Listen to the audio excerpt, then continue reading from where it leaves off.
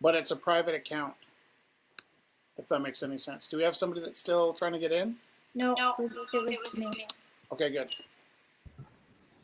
So my idea was that I have lots of art styles, and Robin's heard this already, I apologize. And I don't really have, like, techniques that I've learned or picked up.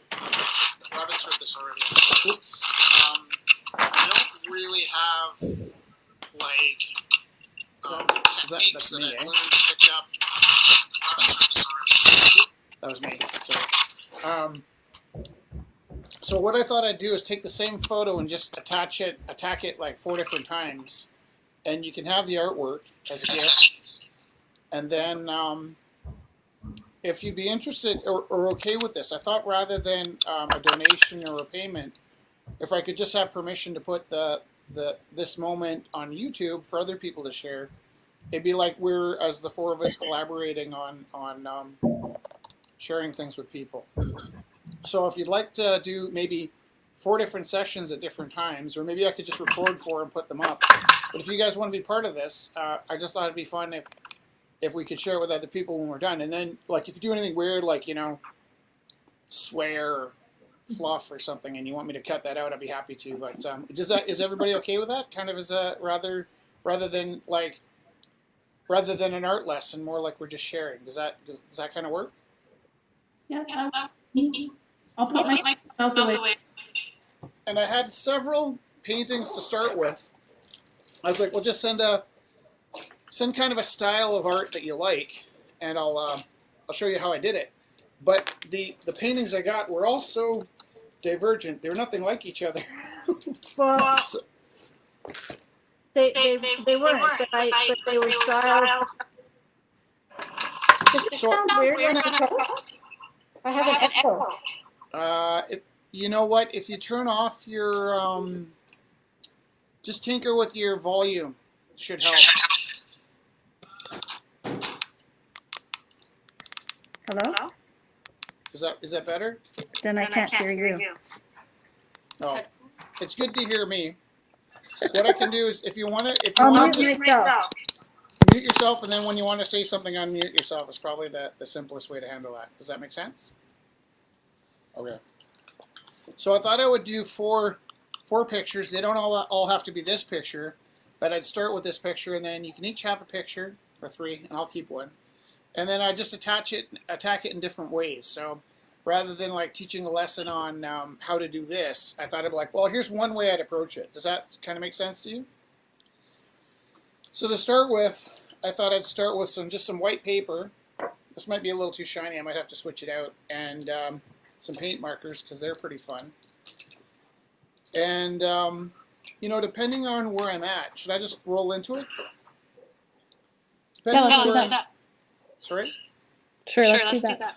So I'm going to try and just like talk a lot about the kinds of things that I notice when I'm drawing or painting. And so one of the things that I would notice is if I'm taking a photo like this and I'm going to make it into a drawing, I guess the first decision I have to make is like, I already have a photo, so what do I want, right? If I have a photo, it makes very little sense to turn my drawing into another photo. I don't want something that's photorealistic. I want something with my own sense of character. And depending on which form I'm using, different forms will have way more character. So if I'm taking a cloth like this and I'm cutting into it with gesso, it's going to have a much looser form than if I you know, were to use a grid or to graph it out, or to use one of the sort of drawing techniques you use to make an image look like an image. I don't know if I've told you this before, I do have a bit of a funny art lesson that I did invent myself. And it's with the use of 3 colors. Have we talked about this before? 3 different intensities of color? So this is a funny little trick, and it sort of loosely came from drawing on the right side of the brain.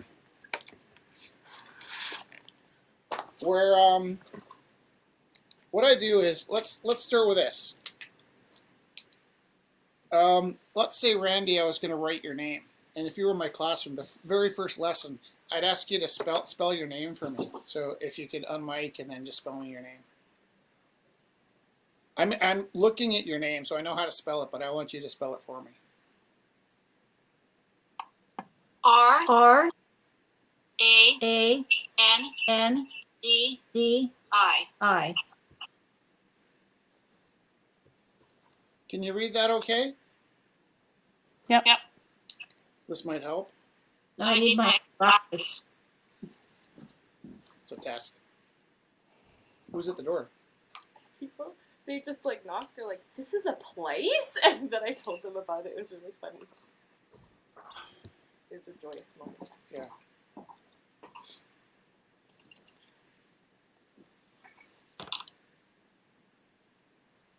It might not be the glasses. It might be that we're working in negative space. So if I do this, it should. I see it. I I see see it. it. Okay, good. It was was the the glasses. Okay. And then, Robin, you could spell me your name? Sure. Sure. R O O B B I I N. N. I actually, I discovered a kid who's graffitiing trains with this kind of writing who I know I must have taught. And then Anne, Christine. C C H R R I I S S T T I I N N E. E.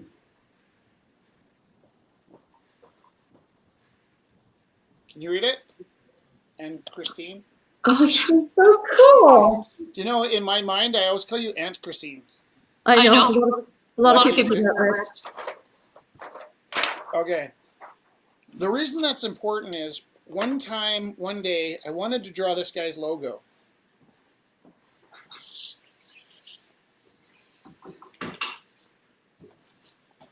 And what I realized is you can't put an S inside of a triangle and make Superman. You have to draw it with these, what I call weird fish shapes. Does that make sense? Mhm. And then I think in every art class you have this lesson where the art teacher has you observe the two faces that make a vase, right? And they say, oh, is it two faces or is it, this is bad with drawing, is it two faces or is it a vase? Now, if it's a vase, then this is my positive space. This is what I'm drawing, right? And if it's faces, then this is my positive face. So depending on what my intention is, if my intention is for you to see the faces, then these are the positive spaces. And then if my intention is for you to see the vase, then the vase is my positive space. But those can flip back and forth, right? So in the Superman logo, there's a kind of a triangle, this fish shape, another fish shape, and then you have the space around the thing that you're looking at. Does that make sense? So when Jess and I were set up on Venice Beach, if I wanted to do a realistic drawing, I do have this one, I say I don't really have a lot of techniques, but I do have this one technique that I kind of pull out sometimes, where I'll use 3 levels of intensity. A very light hue, a medium hue, and a dark hue. And I actually should probably say that wrong, because differently. I'm separating these by hue, but it's really the tone. This one's almost invisible on the paper. Actually, did you ever notice if you take your kids to Phil's or something, or nieces to Phil's, and they grab the crayons, they always reach for the yellow crayon first, and then they fling it. And the reason for that is, in the real world, this yellow, it always seems like the most vibrant color, but as soon as you put it on the paper, it's almost invisible. So this is kind of like a nice disappearing color. And this orange will definitely eat the yellow, and the red will eat the orange. You got me? So if I'm drawing for accuracy, if I want to make this look like these are the folks, if I want it to look like the photo, and never too much, right? I always want to leave my own stamp on. But if I want it to look like my photo, I grab 3 levels of intensity. Where's my hand? If I look at the computer, my hand moves. Okay, so the 3 levels of intensity would be like, yellow's the lightest, and I'm just going to sketch in the 1, 2, 3, 4, 5 bodies in this photo. If this was a ghost story, I'd say the 6 bodies. And I'm just going to put people roughly where they feel like they should be, if that makes any sense. Like, this is kind of how almost everybody in the world draws. They look at a thing. Can I tell you something? I was thinking of the word drawing, right? And drawing means like, sometimes it means like pulling water, and sometimes it means mark making. But I had this revelation last year when I was thinking about drawing and creativity, and just sometimes when I'm teaching, I really think about what the words mean. And it occurred to me that drawing, if you think about it as pulling light into your eyes, drawing, it's not about mark making, it's about seeing. It's about pulling light into your eyes. Now you can't really see this yellow here, and that's kind of convenient for me because actually my yellow here, it's not that good. Change the brightness on my expensive camera. Okay, so I'm gonna just try and roughly get a feel for where the people are standing here. Now, I'm probably doing the worst thing I possibly could right now because I'm sitting off to the right of my drawing and I'm looking at it at a weird angle, which means I'm going to mess this up. But that actually might work out for me. It might lead to some of that edgy quirkiness that people think is my art style. So I am kind of, you know, if you're shooting basketballs, you want to be square to the hoop. Right now I'm not square to the hoop in terms of this drawing, but that's okay. In fact, let me give you another illustration of that. And if I'm telling you stuff you already know, that's okay. If this is a circle, from my vantage point, right? From where you're sitting, you're kind of seeing that it's a little more football shaped. It's more narrow than it is tall. But the more my table is tipped away from me, the less circle that becomes, and the more oval it becomes, right? Or it could be the same way this way. I can make it, I'm skinny. I'm not. I'm skinny. So be really careful that really, that's why you have tables that are, you know, you can tip the table up. And actually, this isn't a perfectly round circle. It was round from where I'm sitting. So be aware of where you're sitting and your angles. But also, sorry, to get back to this, I'm just kind of dropping these people in sort of loosely where they feel like. I'm feeling them into place rather more than looking into place. I'm just kind of drawing them. Now, I do try and think about, you know, where their shoulders are, where their hips are, where their heads are, where the weight is. I try and keep that stuff all in mind when I'm drawing anyways. But I really don't want to stress too much when I'm doing this because the stress will show. And I really believe that if you paint what you love and you paint when you're in a good mood, we're recording little segments of our lives, right? And so if you're sitting on something uncomfortable while you're painting, I think that kind of shows up. Now, sometimes you want to sit on something uncomfortable. Okay, so here's my first attack at this drawing, and it would be really smart for me to hit some of the background stuff too if I'm going to include it, right? And some trees kind of going around here, and a family of children that honestly look like movie stars. Okay, so now I have this, and most people don't like this. These are my work lines. I actually really love my work lines. They tend to really inform my works, and if I do a good job of hiding the ones I don't like and keeping the ones I do like, then it's good to have these. So a lot of people would approach a drawing just like this, just doing the drawing. But what I'm going to do is I'm going to take my orange marker, which is more powerful than the yellow marker, and I'm going to start looking at this shape. This shape in here, okay? So that shape in there should be kind of like, it will tell me that these two people were actually a little closer, and she's leaning back a little more, and there's more arch in the back, and the coat comes up, and this foot's actually in the wrong spot, and there's this much space between the boots, so I actually kind of nailed that one. And that's actually good if I'm not really, if I do this when I'm a little rusty in the morning, it's better because you see the improvements throughout my progress. Now, I didn't notice that I drew this whole body too far away. However, I'm not bothered by that because, again, I'm not trying to recreate this photo. I'm trying to recreate how it feels rather than it is. So I have a choice. I can move this whole body this way to put him closer to her, or I can just kind of adjust with my eyes and say, well, what really matters is I get him right. So there's this shape here. This kind of looks like a guitar right around here, right? And I want to reproduce that shape and make sure it's kind of the right size and space here, and then between the legs, right? And this is kind of cute because with all the coats being obscured, I don't have to worry too much about anatomy. I do have to watch this. I got to watch this shape around. This is the part everybody forgets, the back of the head. So I want to make sure I get that shoulder just right and the shape around that head.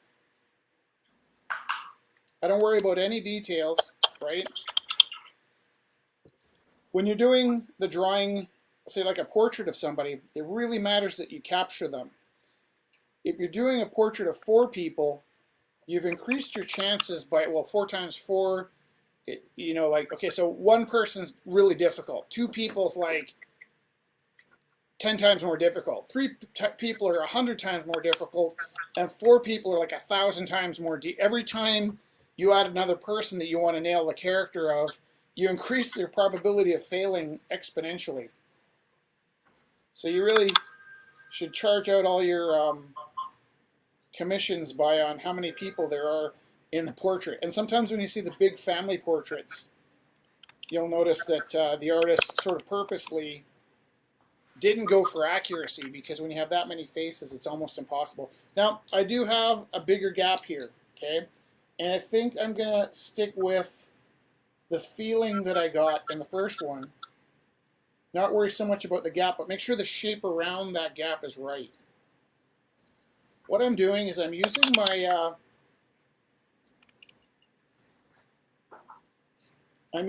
my first drawing to inform my second drawing. And if I'm not getting better, I'm really wasting my time. I don't teach this particular, let's call this a lesson. I don't teach this lesson to kids. I'll show you why. If I give this to kids, I'll say to them, draw this figure 3 times. Now I usually start with somebody standing like a teapot. So if I draw, here's their teapot, right?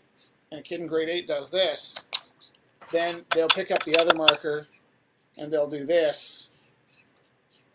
And then they'll continue talking to their friends, and they'll pick up the other marker and do this. And I've tried teaching this to kids, but they basically just trace the same image 3 times. They don't get any better at it, right? What you need to do is decide that it's absolutely essential to be in competition with yourself of 3 seconds ago. If I'm not with my orange marker obliterating my yellow marker, I'm wasting my time. But I gotta tell you, like the gesture and the feel of these people really got a lot better when I went back in with the orange. I didn't move people. I didn't worry too much about where they're standing. I worried about getting their shapes right. And by their shapes, I mean like those things that define us. I was walking down the street the other day to meet somebody for a painting. And she got out of her car 2 blocks away. And I was really puzzled how she could see me from so far. She told me I have a distinctive way of walking. And I'm like, yeah, on my knuckles. But I do, you know, you do have a sense of how your family stands. And I suppose that's a thing that people that know your family will be looking for. Now, the nice thing about this whole process is I have all these, I'm going to just try to brighten this one more time. And I'm going to zoom in. I have all these yellow work lines, right? And I might not want them. I might not feel like they're informing my drawing, but what I can do is if I just fill over top of them, they blend into and disappear, right? I can remove those yellow lines by coloring in planes over top of them. They disappear, and also I give a better weight. I give that kind of random, like, oh, because, you know, you don't ever want anybody sort of knowing why you did something, right? You want them walking away being completely puzzled by everything you did. And so sometimes people are like, how did you decide to put that yellow chunk over top of his head? Well, I was getting rid of stuff, thank you. And I don't use erasers. I just intensify my colors in a certain manner. There is still quite a lot of looseness to this drawing, so I'm pretty happy with it, right? I'm pretty happy with how not stiff it is. I didn't use a grid, I didn't use a projector, I didn't trace. There's 1,000 different ways you can take a photograph and make it into another photograph that was drawn. But I like to keep them loose. Okay, so now that I've done that, I might graduate from. Well, Did it can press- I say Yeah. something? Yeah. That's what in the images that I think of your work. I like that it didn't replicate the photograph. Right. I like the photograph. Yeah. Right. It's just capturing the movement, the positioning, the story Yeah. in the photograph. It's funny because like when you think about the word photocopier, you know, you can go into the staff room, throw a piece of paper on the machine, and the machine is a photocopier. And if you take that printout and you make a drawing out of it, if you get it too close, you've become a photocopier, right? Like, we have photocopiers. What's the point of, I mean, other than the nostalgia, and I guess, like, I have friends that love the nostalgia of making a drawing in a way that has been done hundreds of years ago. And so and one of my friends will go out and make his own pigments and paints when he could go to the store. And it's like, I can understand if that's your process and that's what you love, go for it. Because if you love it, it'll show up in your drawings. But I do think there's a danger of, I mean, just think of the Fauvists and the, what's my favorite movement, Jess?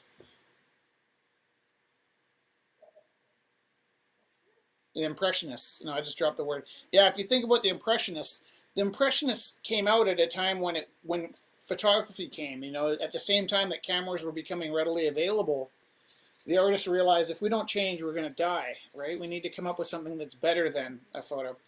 So I've got a red marker now, and at this point, I'm kind of like feeling for where the eyes go and the nose goes, and I'm kind of, again, I'm battling with the first two drawings.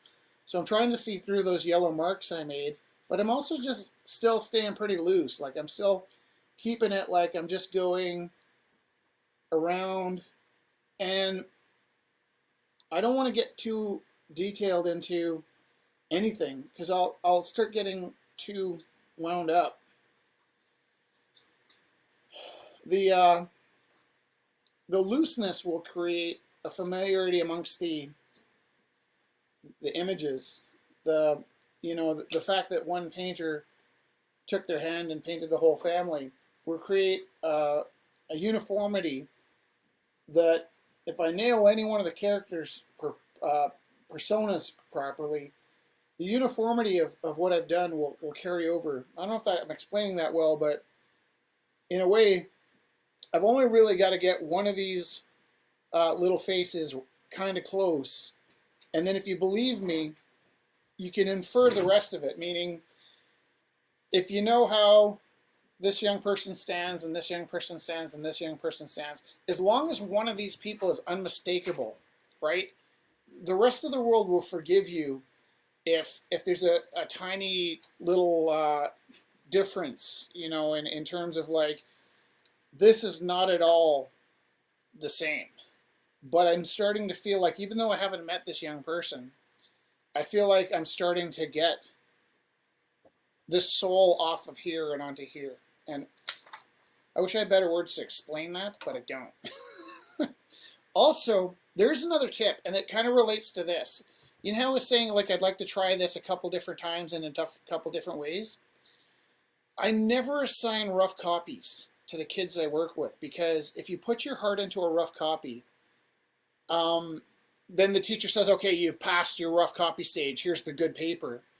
You put all your heart and soul and curiosity and discovery into the rough copy, and then you've become this photocopier. But you're not copying a photo, you're copying your rough copy. So if you're copying your rough copy, and maybe your rough copy had imperfections, but they were beautiful imperfections, now you're trying to duplicate the imperfections from your rough copy, plus you've lost all the passion and curiosity of the first painting.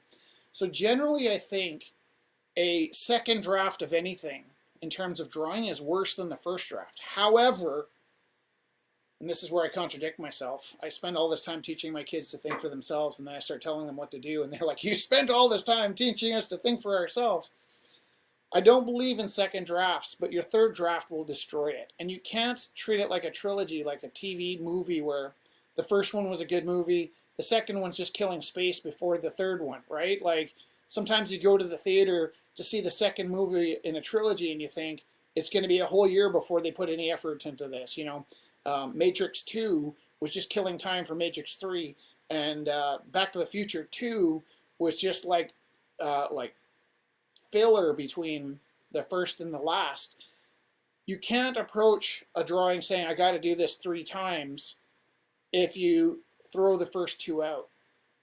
However, if you really want to nail a drawing and you're able to make the commitment to doing it 3 times in a row, it's a little bit like running a marathon where you do it, you take a break, you go back to it, you take a break, and when you're really crisp and you hit it that 3rd time, you will have something that's got another level that the first 2 didn't have. I don't think you can get that level out of something that you've done 3 times ever on the first try. And sometimes the one on the first try people will like better. Sometimes the first try will have that spontaneity. The second try is always like you know, an attempt to repeat that spontaneity. But the 3rd time seems to take the best out of the first and second times. And that's kind of what I've done here. I don't always draw this way with the 3 levels, the red, yellow intensities. But because I hit this 3 times, I did get incrementally stronger each time. And the first sketch, I don't know if you saw it very well because it was yellow, wasn't good at all. Now I'm also using like paint markers to show you this. So to get something really, here's something that's important. Something that'll be missing today. And you can't teach it and you really can't describe it, but every now and then, you know, an art instructor might walk up behind you. It was my mother in my case. And she'll say, wow, you've got great quality of line. And so with these markers, because they're so efficient, they kind of erase the quality of the line.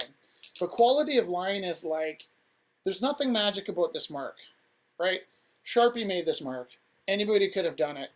There's nothing interesting or magic about this mark. Whereas this mark here, it's got a story behind it. It's got, this is the beginning, this is the middle, and that's the end. And a stranger could walk up and they wouldn't think I did this.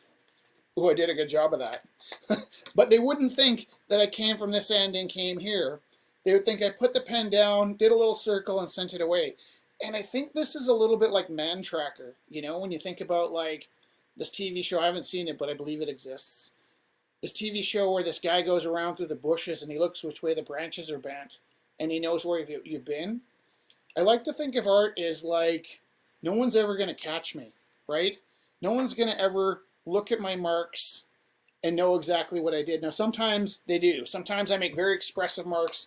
I tell you exactly where I was. And sometimes I mess up my marks, so you can't tell how I got there. But I'm always thinking, do I want you to see my footsteps or don't I want you to see my footsteps? Because ultimately, when I'm drawing, it's a dance I do. I'm moving and I'm dancing with my hands. And at the end, there's these footprints that don't really matter. That was in my TED Talk. There's these footprints, they're just residue. This drawing that I finish is a memory of this magic moment I had. And Mark Vasquez really nails it as well because he takes people on these holidays, and on the holidays they learn to draw the scenes that they're at, right? You go to Mexico and you draw the city in Mexico. You know, you go to the zoo, and you pull out your camera, you take a picture of the tiger. You get home and all you can see is the worst National Geographic photo that you can imagine. You look at the sky and you take a picture of the sky and you're instantly disappointed in your photo of the sky. If you sit and you try and draw that tiger, you may or may not get a good drawing of that tiger, but what you do is you burn that tiger into your soul, right? It's the sitting down, it's the doing the drawing, it's the memorizing of that tiger's head, and that tiger's head being drawn into your head. And then when you walk away, you have this drawing to remind you of the moment that you did the drawing. But it's the drawing that matters. It's the pulling that tiger into your head that matters.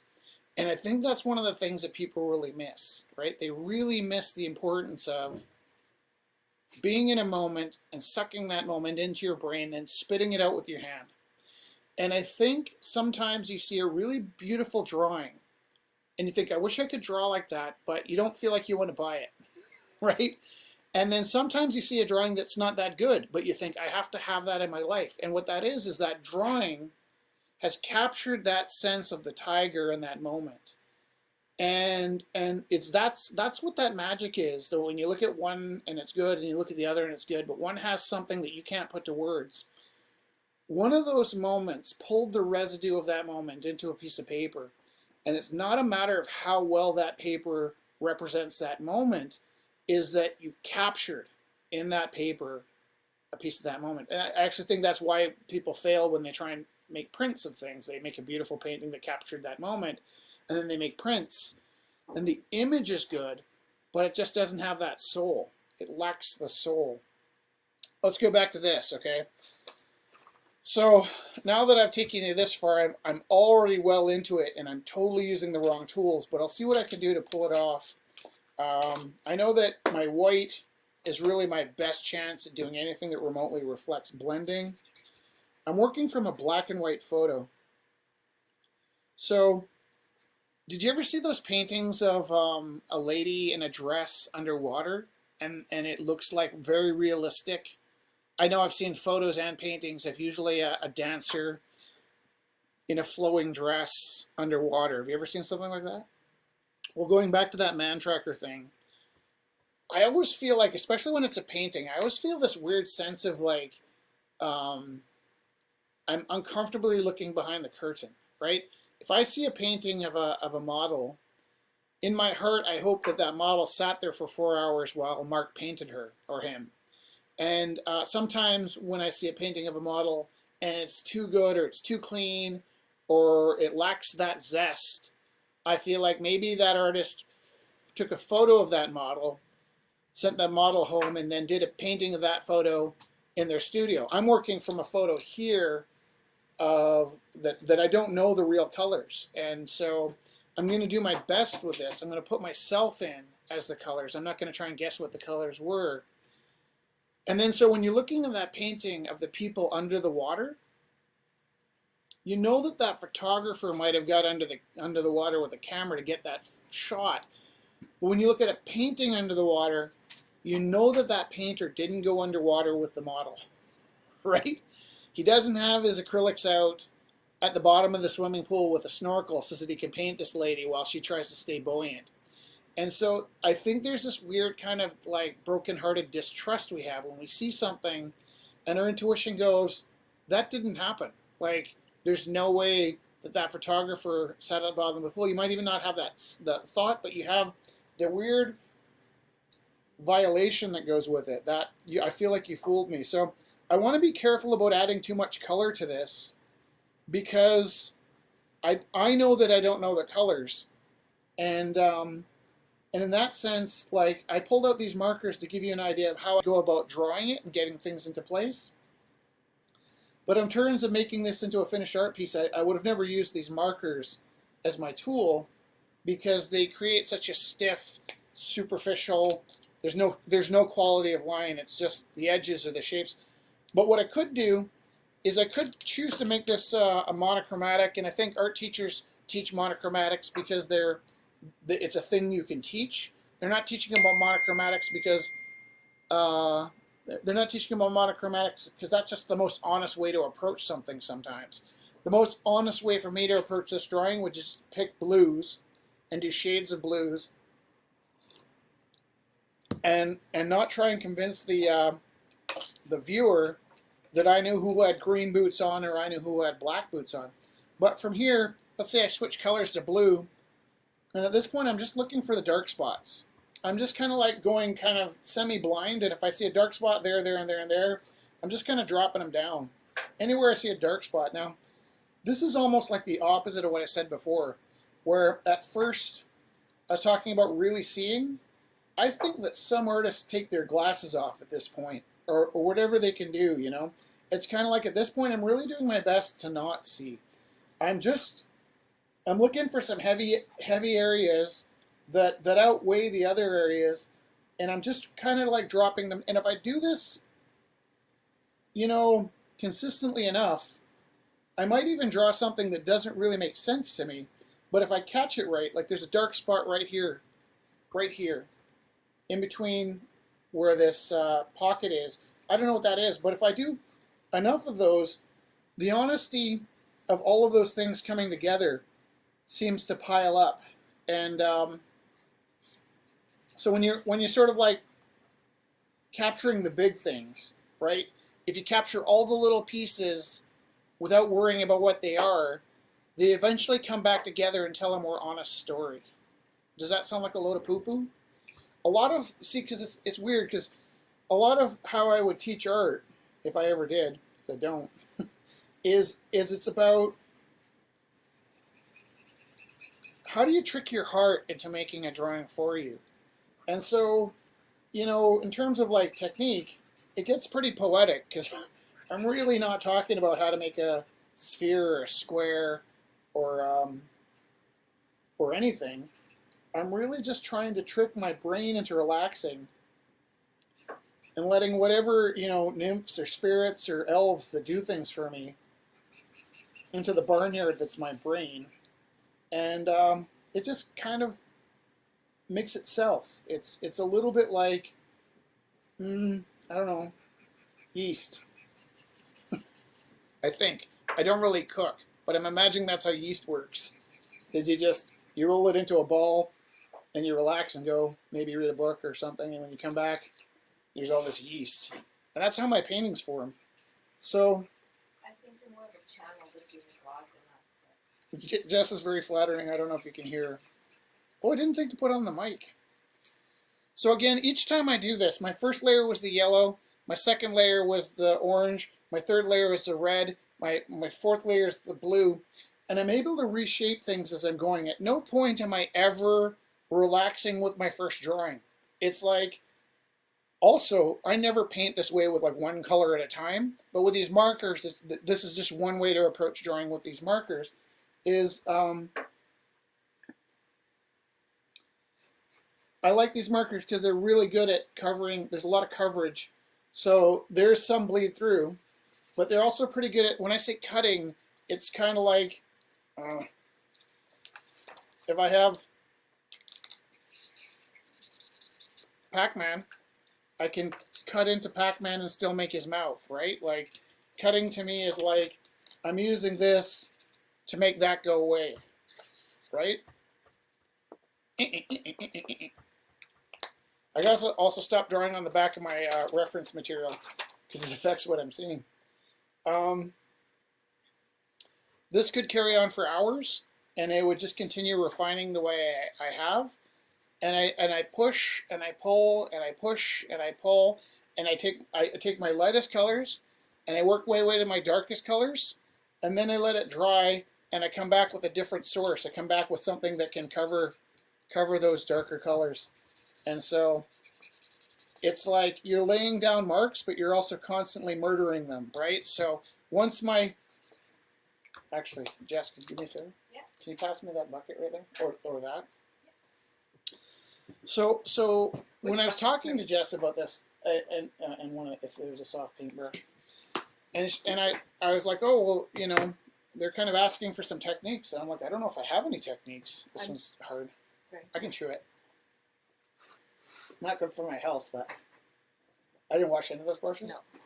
I didn't wash my brushes because I'm a very bad boy, and sometimes I just chew them to get them to come back to life. I don't know if that's No, better. you put them in hot water. I should put them in hot water. Thank you, Felix. Here, I'll Um, get it. But Okay.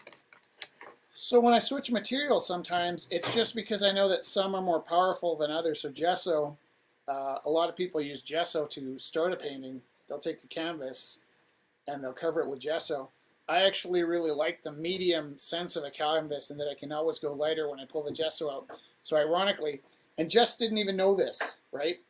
We're talking about it in the car. She's like, well, you know how sometimes you use charcoal and then you use gesso and then you use your colors? And I'm like, actually, I practically only ever use gesso at the end of the painting.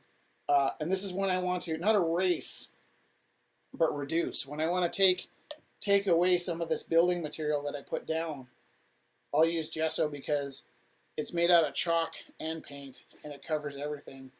And even when stuff bleeds through it, which it usually doesn't, it's so powerful. It's such a powerful way to remove things. I made a very large underwater sea creature mural in the stairwell of my ex-wife's house, and then we separated, and she sold the house. And every few months or so, she reminds me that the new owners have this mural that bleeds through the paint. And they really, what they should have done is just painted that wall with gesso if they wanted the... Okay, so this is about as far as I'm going to take this one right now. It was 40 minutes. And, you know, if I were to let this dry and keep working into it, I might get something that really feels like this. But this is the building blocks of how I would do this, and the rest is just a matter of like, all right, how would I handle the rest of it? I'd give it a little rest, I'd let it dry. I didn't used to believe in blow dryers at the Rumble House, but I do have a 1,000-degree heat gun, so sometimes I take shortcuts. One of the reasons I'm not crazy about the heat gun is, in terms of longevity, I might be adjusting the way the paint lasts for 500 years. But I also really want to be responsible for all of the art restorers in 2,500. I want them to be really in business keeping Rich Theroux paintings together. So, oh, and this is a nice thing. Even though I started with these kind of like babyish markers, once I start painting over it with the gesso, I'll have a brand new surface that I can work on with pencil. Because pencil will hold up really, or charcoal or whatever. The gesso basically puts almost a paper quality over everything else. So you know, people are like, oh, what do you paint with? I'm like, well, I start out with one thing, and I work my way to another. There's this painting here right behind me. I'll pull it down in a second. That I started by staining the wood. Mark calls it activating the surface. I call it, what do I call it with Darcy? Detritus, yeah. So it's funny because Mark and I talk about painting a lot, and I think he's more trained than I am. So we have a lot of same theories, but a lot of them I kind of like stumble across or invented or named for myself, and he has the more traditional names. But what I call detritus is just kind of making a mess to start with. Actually, this tablecloth I have right now would make some pretty amazing detritus, right? And when I'm painting into this, I have something to push against. I'm assuming you guys all know Mark Vasquez, okay? Yeah.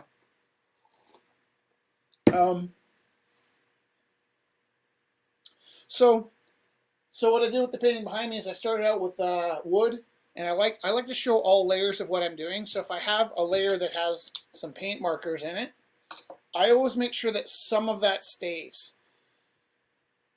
Even at the expense of something that I might want to fix up, I always make sure the original surface is showing. That's part of my style. Then I make sure that the first layer, which would be this yellow marker, I make sure some of this yellow marker is showing. And then I make sure if I went to an orange marker that some of the orange marker is showing. And then if I went to the red marker, I make sure that some of the red marker is showing. And then if I put gesso on, I make sure that some of the gesso is showing.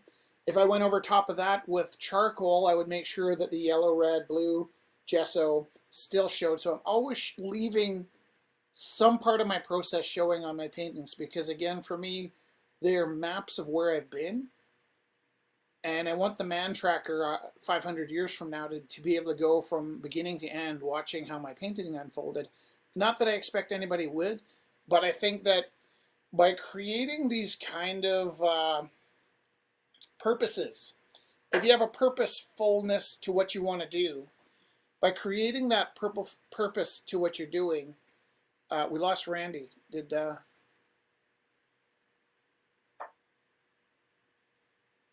But by creating that purposefulness to the painting, I feel like the feeling of that purpose shows up, even if you don't really know why it's there, if that makes any sense. I think that having hidden puzzles inside of your paintings, you know, if I was, when I say detritus, sometimes I just write messages. If I knew who the painting was going to, I might write a message on the painting and then paint over it, and then I might write another message and then paint over it. Or if I was going to a job interview, I would almost always wear my Spider-Man costume underneath my my clothes, and they'd be looking at me like, "What makes that guy so confident?" And I'd be just sitting there thinking, "He doesn't know I'm wearing my Spider-Man pajamas." So those hidden layers, a painting is always a thing, and then a thing underneath that, and that's what I learned from Alexander Elliot. Something I intuitively think I knew, but also something that I began to put words to when I read Sight and Insight is. That's what Sight and Insight is. It's a thing you can see and a thing you can't see. And we're hitting 45 minutes. I feel like that was a pretty good attempt at me giving an art lesson. I'm actually, as this is drying, starting to really like how it's coming together. Yeah, if you guys want to do this again, I think what I'd do is I'd start with a pencil and a watercolor set and just walk you through how I'd do that. And if you don't want to do it again, I might just do it by myself and put it up on YouTube. But, yeah. Do you have any questions? The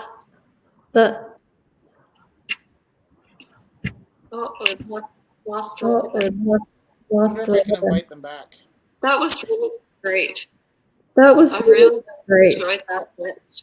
I really Well, it's enjoyed that. it's exhausting too. Like I know Jess has to live through, what's Rich got in his brain all the time. So Yeah. So there's Robin. that's So there's Robin. while I was working. Yeah, so I apologize because that's probably a lot more information than anybody needs. But I do try and approach.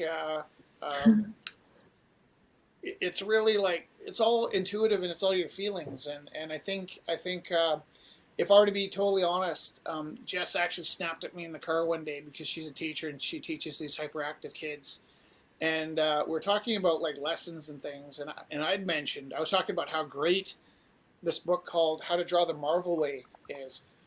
It's written by John Buscema and Stan Lee of Marvel Comics, and oh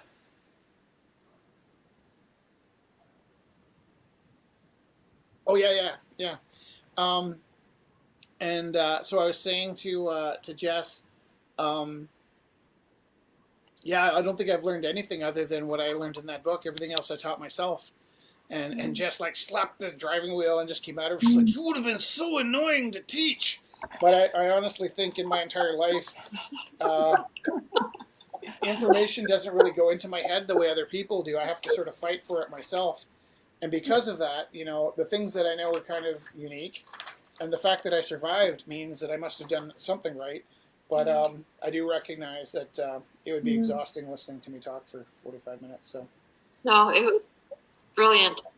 No, it was Are brilliant. you guys okay with if I put this up on YouTube? Yeah, we Okay. can watch it. Yeah. What's we that? can Like, watch how do it. we say goodbye? Do I just hit Well, end broadcast? Hear you. Randy, Just not there hear you. here. Sorry, what? Just not there here. Randy can hear. Oh, She's she can just hear? not Randy there can for some. hear. Did her She's camera just not drop out? well for something. Yeah.